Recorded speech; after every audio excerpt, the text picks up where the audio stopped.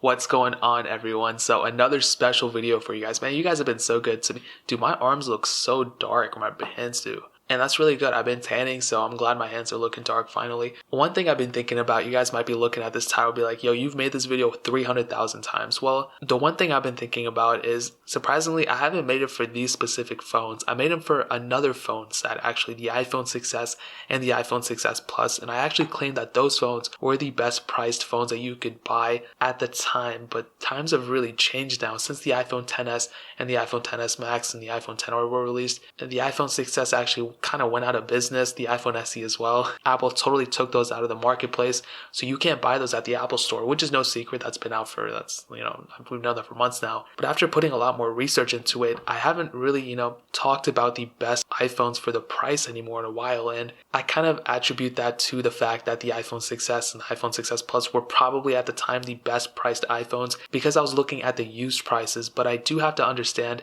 that not a lot of people want to go out and buy a used phone. For some reason they have some type of connotation that like, oh, it's a dirty phone, I don't want someone else's germs on it or something like that. People are crazy, bro, but it is what it is. I'm not going to go hold that against you. So putting that into perspective, if you were to walk into the Apple Store right now and you want to find the best priced phone for your money or whatever like that, I truly believe that the iPhone 7 and the iPhone 7 Plus are probably your best bet when it comes to price per dollar, like value per dollar. You will probably get the most for your money out of these two phones, probably more so the iPhone 7 than the iPhone 7 Plus, but I really do think you can't really go wrong with both of these phones. Now, one thing that kind of stopped me from actually mentioning this phone and kind of telling people to buy it were the problems that many people stated, and I actually had a lot of problems with this too. I'm in a whole separate video talking about it, but pretty much like there's so many hardware problems with not only the iPhone 7 but the iPhone 7 Plus as well, and the batteries shutting down, random boot ups, and the home button going bad, vibration motors, all these different things. And I sound like such a nerd, but I made an analysis not too long ago and I talked about which iPhones had the most problems, and surprisingly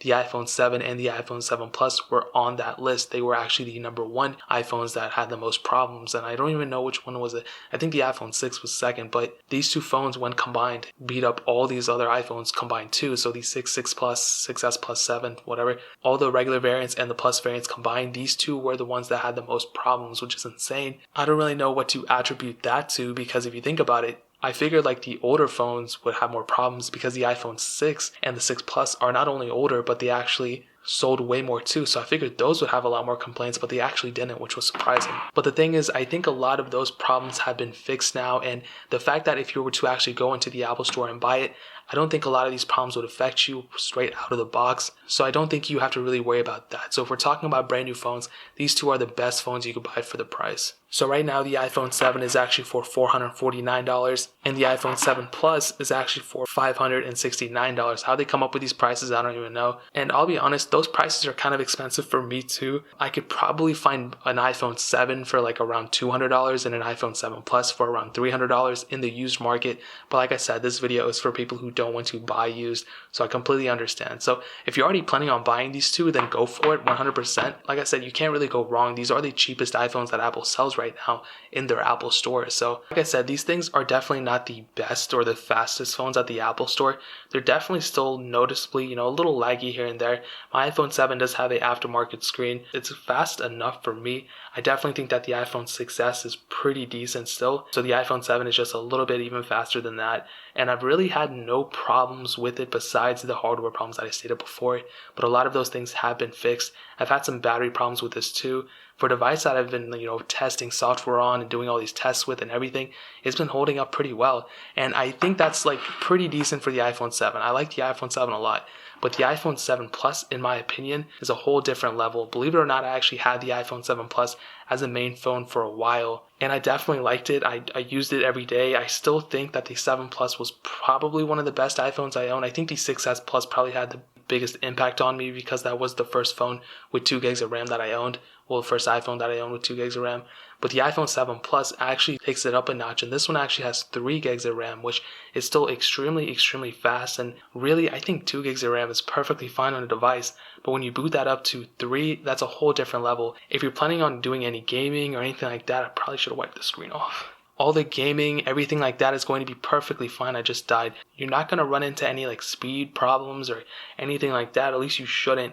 I mean, you're going to run into occasional glitches with iOS 12 and everything like that. They're still trying to work the kinks out. But if you're worried about this phone being extremely slow, or you think the iPhone XR is 300 times faster, the iPhone XR and the iPhone 7 Plus actually had the same amount of RAM, which doesn't equate to the same speed. This has the A10 chip. The iPhone XR has the A12 chip. Of course, the iPhone 7 Plus is slower, but it's not that much slower. I did a speed comparison, like I said. I found that they were pretty comparable, I'm not going to lie. And that in and of itself is a pretty big thing, especially when there's about a $200 to $300 difference between the iPhone XR and the iPhone 7 and 7 Plus. And you kind of have to consider that when you're buying both of these phones, or even the iPhone XR. Now, I don't want to bash the iPhone XR too much, but I do want to say that both these phones do support a feature that the XR does not have, and that's Force Touch. And I've talked about that a lot, but that's one thing that could potentially be gone with the newer iPhones, and I definitely love that about these phones. Force Touch, the just peeping in, popping into notifications and so many other things, and that's one thing that I probably could live without, but the fact that, I'm so accustomed to it, I don't want to get rid of it. I love it too much, and you actually still have that feature with the iPhone 7 and the iPhone 7 Plus, so you don't have to worry about giving up any features like that. And also another thing to note, both these phones do support some water resistance. They're not really completely 100% waterproof. You can dip it up to I think it's like a 1 meter of water, which is pretty good, but you still have some robustness when it comes to these things. So whether you're throwing it around or you're putting it in water with pool in it, I just switched the word. Whatever the case is, you'll be perfectly fine with it. Now, a lot of people will complain about the no headphone jack situation, and I've definitely complained about that too. I actually just saw a Reddit post, and it was on front page that no Apple, we're still not okay with no headphone jack or something, and I 100% agree with that. I wish they never removed it. It was stupid. They're never going to add it back in though, but if you're planning on buying these things new, whether you buy the 7 Plus or the iPhone 7, you can actually pick up some AirPods with your device, and it'll still cost a little bit less than if you just bought the iPhone XR, so you can kind of consider that as, it's kind of a good deal right there. Another cool thing to note is actually the cameras are really, really decent on these things. I'll say they're definitely on the better side of things. The iPhone 7, I'll rate it about a 7.5, 8 out of 10. It's missing portrait mode and things like that, but that's where the iPhone 7 Plus actually makes it up. It has the dual camera sensor. This was the first iPhone that supported portrait mode, and that's really, really awesome. I love that about it. I love portrait mode. It's super awesome. I don't use it all the time anymore, but I do think it's important, and the iPhone XR does support it. I'm sorry that I keep comparing these phones to the iPhone XR, but people think that's the cheapest iPhone now. It's not. That's not the case. The iPhone 7 Plus's camera is still very, very good. I did a comparison with the iPhone 7 Plus and many other iPhones too, and I do think that the 7 Plus's camera still definitely holds up to today. And I'll definitely say, in terms of battery life, I do think that, if you're buying it brand new, I'm going to factor in the brand new price. I definitely found that the battery life has deteriorated a little bit on both of these phones, but that's only because I've personally owned them. If I bought these things brand new and they had 100% battery left in them, like battery health, they would just be able to last a long time. Not a long time. The iPhone 7's battery life is okay, it's really in the middle. I think it's definitely better than the iPhone 6S's and the iPhone 6's, but it's definitely not as good as something like an iPhone XR or even an iPhone 7 Plus. I think the iPhone 7 Plus's battery life is very, very decent. When I owned it as a main phone, I really just remember not even having to charge it by the end of the day. And it's only 5.5 inches, which is still pretty large, but it doesn't have a crazy PPI or a super AMOLED display or anything like that, which if you think about it would actually save battery, but I think that the battery life on the iPhone 7 Plus is very, very, very good, but the iPhone 7's battery life is also kind of respectable as well. So you would definitely have a better battery life on the iPhone 7 Plus, but the iPhone 7's battery life isn't horrible either. Now, another problem that I saw stated a lot was actually software updates, and people were complaining that, you should not get both of these phones or any of the older iPhones because it's automatically going to just not last you as long in terms of software updates and everything. And I'll tell you, there's some truth in that, but you have to remember that both of these phones, they're about in the halfway point of their life cycle in terms of software updates.